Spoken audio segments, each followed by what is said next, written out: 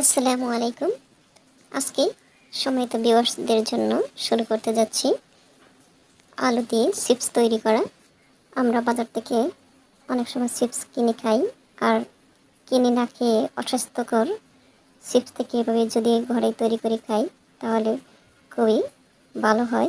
আমি একটা আলুকে বড় সাইজের ধুয়ে পরিষ্কার করে খোসা ছাড়িয়ে এভাবে দা দিয়ে পাতলা পাতলা করে কেটে নিচ্ছি। দেখতে পাচ্ছেন, এটা চাকু বা ছুরি দিয়েও কেটে নেওয়া যায়। আমি দা দিয়ে করতেছি আমার সহজার্থে। পাতলা পাতলা চাকচাক করে এভাবে কেটে নিতে হবে প্রথমে আলুগুলাকে। আমার সবকটা আলু এভাবে কেটে নেওয়া হয়ে গেছে। এবার চাক করে নেওয়া আলুগুলা একটু লবণ দিয়ে দিচ্ছি। লবণটাকে পুরো আলুর মধ্যে মেখে নিয়ে অল্প পরিমাণ পানি দিয়ে আমি 10-15 মিনিটের মতো এগুলাকে ভিজিয়ে রাখবো পানিতে। এতে আলুর মধ্যে যে কষটা আছে সেটা ছেড়ে যাবে, এতে আলুগুলা ঝরঝরে হয়ে যাবে আর চিপসটাও খুবই মুসমুসে হবে।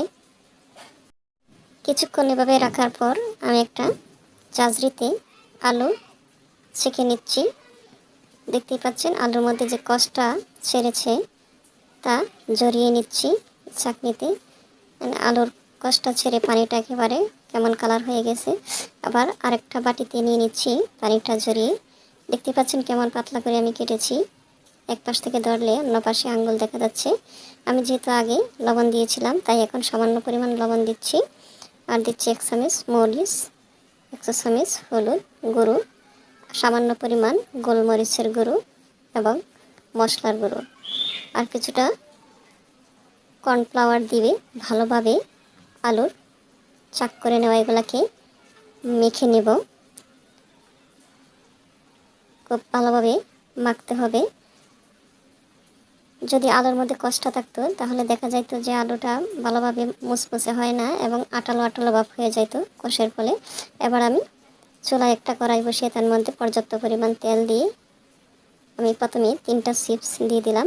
এগুলোকে আমি একটু ভেজে দেখতেছি কেমন হয়। দেখতে পাচ্ছেন আমার তেলের মধ্যে আলুগুলা ভেসে উঠেছে। আমি উল্টিয়ে পাল্টিয়ে মুসমুসে করে এগুলাকে ভেজে নেব।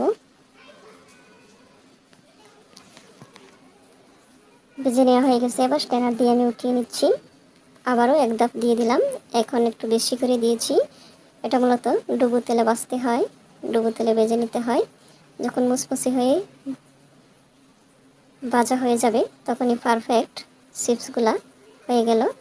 এবারও আমি এগুলাকে উঠিয়ে নিচ্ছি। তেলটা ঝরিয়ে আমি একটা পাত্রে রেখে দেব। এইভাবে আমি সবগুলা চিপসকে ভেজে নিচ্ছি। একটু দেখাচ্ছি কতটা মুসমুসে হয়েছে।